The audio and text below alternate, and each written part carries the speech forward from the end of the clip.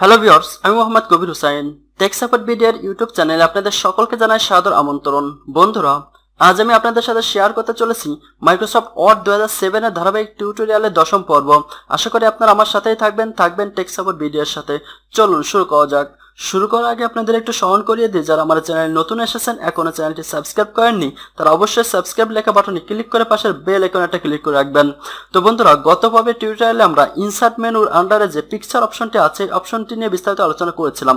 আজ আমরা clip art, shapes, smart art এবং চার্ট, এই চারটা অপশন নিয়ে আলোচনা করার চেষ্টা করবো ইনশাআল্লাহ।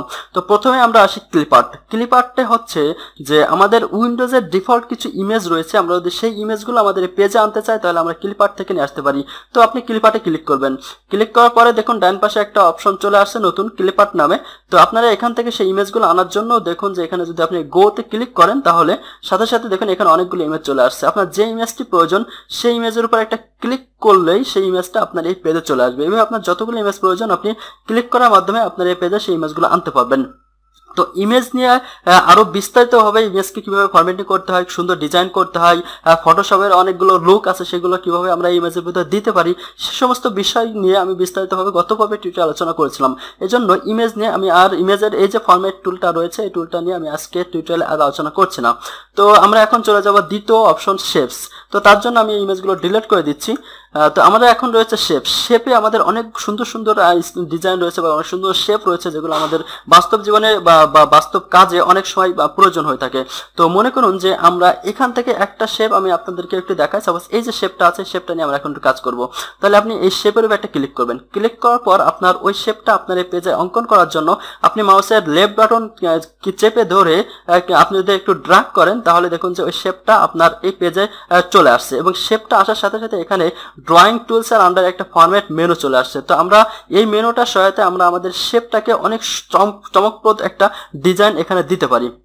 তো আপনি যদি চান যে এই শেপটা না আপনি অন্য কোনো শেপ নেবেন তাহলে কিন্তু আপনি এখান থেকে সেই শেপটা নিতে পারছেন।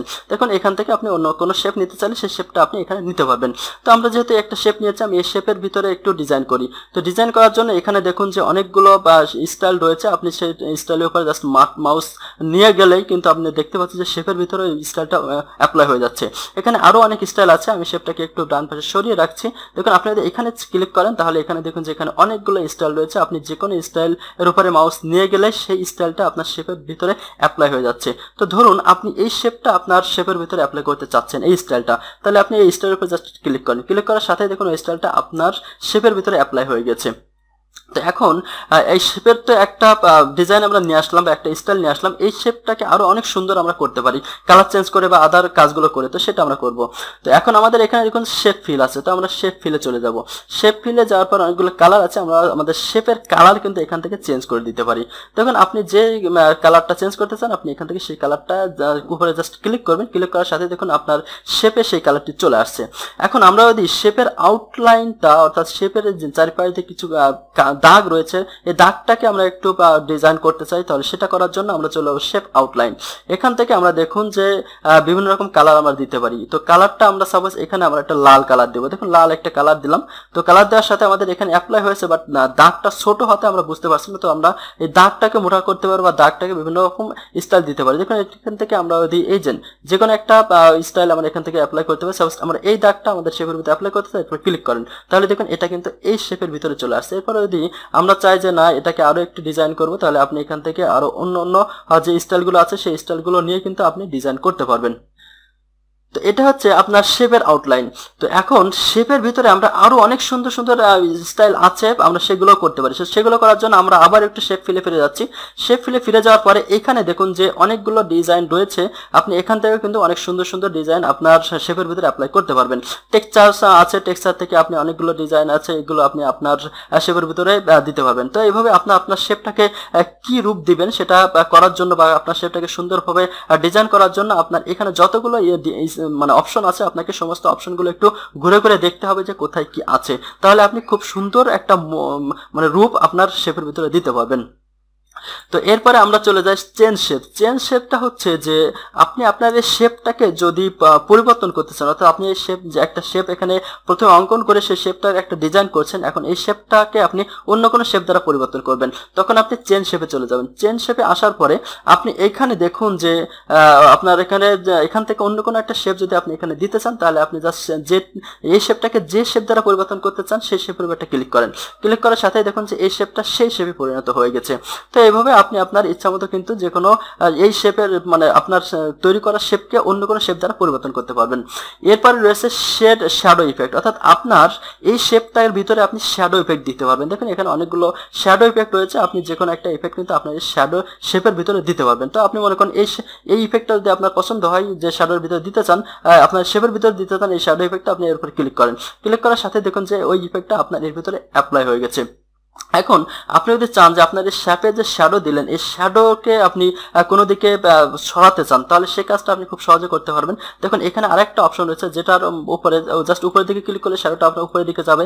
এটা বাম পাশে ক্লিক করলে বাম পাশে, নিচের দিকে ক্লিক করলে নিচের দিকে, ডান দিকে ক্লিক করলে ডান দিকে। আপনি যদি চান যে শ্যাডোটা রাখবেন না, তাহলে আপনি মাঝখানে ক্লিক করেন, শ্যাডো চলে যাবে। আবার যদি চান না রাখতে, তাহলে এই মাঝখানের উপরে ক্লিক করলে আবার শ্যাডোটি চলে আসবে। এবার আপনার এই 4-5টা অপশন সহায়তায় আপনার কিন্তু এভাবে শ্যাডোর যে আপনার শেপের যে শ্যাডো দিলেন শ্যাডোকে নিয়ন্ত্রণ করতে পারবেন।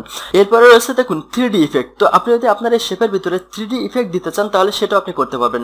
এখানে দেখুন যে আমরা যখন 3D ইফেক্টের উপরে ক্লিক করলাম, ক্লিক করার পরে এখানে অনেক সুন্দর সুন্দর 3D ইফেক্ট রয়েছে। আমরা যেটার উপরে যে ইফেক্টের উপরে মাউস নিয়ে যাচ্ছি, সেই ইফেক্টটা কিন্তু আমাদের যে শেপটা আছে সেই শেপের ভিতরে প্রিভিউ হচ্ছে।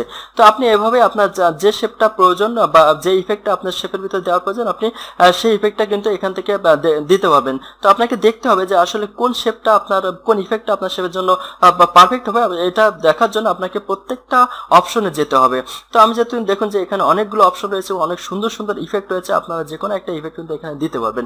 এরপরে আপনারা যদি চান যে শেপের ইফেক্টের যে কালার, সেই কালারও কিন্তু আপনি এখান থেকে দিতে পারবেন। দেখুন অনেক সুন্দরভাবে আপনারা আপনাদের শেপটাকে কিন্তু সাজাতে পারবেন। তো মনে করুন যে আপনি এখান থেকে একটা ইফেক্ট, সাপোজ এই ইফেক্টটা আপনি আপনার শেপের ভিতরে অ্যাপ্লাই করতে চাচ্ছেন, জাস্ট তাহলে এই শেপের এই ইফেক্টের উপরে জাস্ট আপনি ক্লিক করেন। ক্লিক করার সাথেই দেখুন যে ওই ইফেক্টটা কিন্তু আমাদের এই শেপের ভিতরে অ্যাপ্লাই হয়ে গিয়েছে। তো বন্ধুরা এরপরে যেটা রয়েছে সেটা হচ্ছে দেখুন যে আমরা যদি 3D ভিউ এর মতো আমরা এই শেপটাকে একটু ভিউ করতে চাই, তাহলে কিন্তু সেই কাজটা আমরা করতে পারি। দেখুন এখান থেকে আমরা জাস্ট একটার উপরে ক্লিক করব, ক্লিক করলে এটা দেখুন যে এভাবে ঘুরতেছে। তো এভাবে আপনারা কিন্তু ঘুরিয়ে ঘুরিয়ে এটাকে আপনাদের যে শেপটা রয়েছে সেই শেপটাকে কিন্তু আপনি দেখতে পারেন। এরপরে যে বিষয়টা আছে পজিশন সহ, এখানে যে বিষয়গুলো রয়েছে বন্ধুরা, এই বিষয়গুলো আমি গতভাবে টিউটোরিয়ালে বিস্তারিত আলোচনা করেছি, এজন্য আমি এই বিষয়গুলো নিয়ে এই টিউটোরিয়ালে আলোচনা করছি না। তো এখানে একটা বিষয় বাদ রয়ে গেছে, সেটা হচ্ছে গ্রুপটা আমরা কি জিনিস আমি আজকে একটু আপনাদেরকে দেখাই। সেটা হচ্ছে মনে করেন যে আমার এখানে একটা শেপ রয়েছে, আমি এখানে আরো একটা শেপ নিই। তো সাপোজ আমি একটা শেপ এখানে আমি নিচ্ছি, সাপোজ এই যে একটা শেপ আমি এখানে নিলাম। তো দেখুন এই একটা শেপ আমি এখানে নিলাম, নেওয়ার পরে আমরা যদি চাই যে দুইটা শেপটাই গ্রুপিং করব, অর্থাৎ আমরা যখন কোনো একটা ধরে টান দিব তখন দেখা যাবে দুইটা একসাথেই সরবে। তো এই কাজটা করার জন্য আমাদের গ্রুপিং করতে হবে। তো গ্রুপিং করার জন্য আমরা কি করতে হবে, প্রথমে এই দুইটা শেপকে সিলেক্ট করতে হবে। সেম কাজটা কিন্তু আমরা ইমেজের ক্ষেত্রে করব।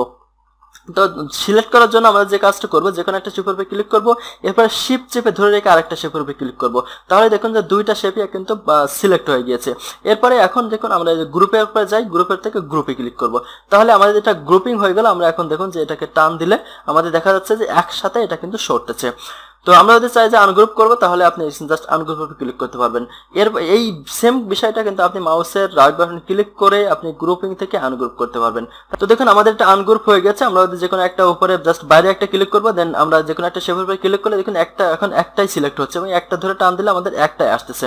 তো এটা হচ্ছে গ্রুপিং এর কাজ। আপনারা যদি এরকম একাধিক শেপ বা একাধিক ইমেজ এভাবে নিয়ে আসেন, নিয়ে আসার পর সেটাকে যদি আপনারা একসাথে এভাবে ধরে রাখতে চান, তাহলে আপনারা সেই গ্রুপিং করে নেবেন। তো আমরা যদি এখানে মজার একটা বিষয়, আমরা যদি একটা পতাকা অঙ্কন করতে চাই, তাহলে কিন্তু আমরা খুব সহজে এখান থেকে একটা পতাকা অঙ্কন করতে পারি। তো আমরা যে কাজটা করবো, পতাকা অঙ্কন করার জন্য আমরা দেখুন যে আমি শেপে চলে আসতেছি। শেপে আসার পরে আমরা এখান থেকে দেখুন যে এই যে রেক্টাঙ্গলটা, প্রথমে রেক্টাঙ্গলটা শেপটা নিয়ে জাস্ট এভাবে একটা টান দিব।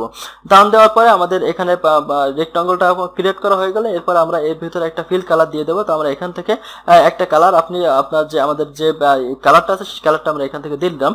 এরপর আমাদের এখানে একটা সার্কেল প্রয়োজন। তো সার্কেলটা সার্কেলটা আমরা এখান থেকে শেপ থেকে এই যে সার্কেলটা নেব, দেন আমরা মাঝখানে এখানে একটা সার্কেল অঙ্কন করব।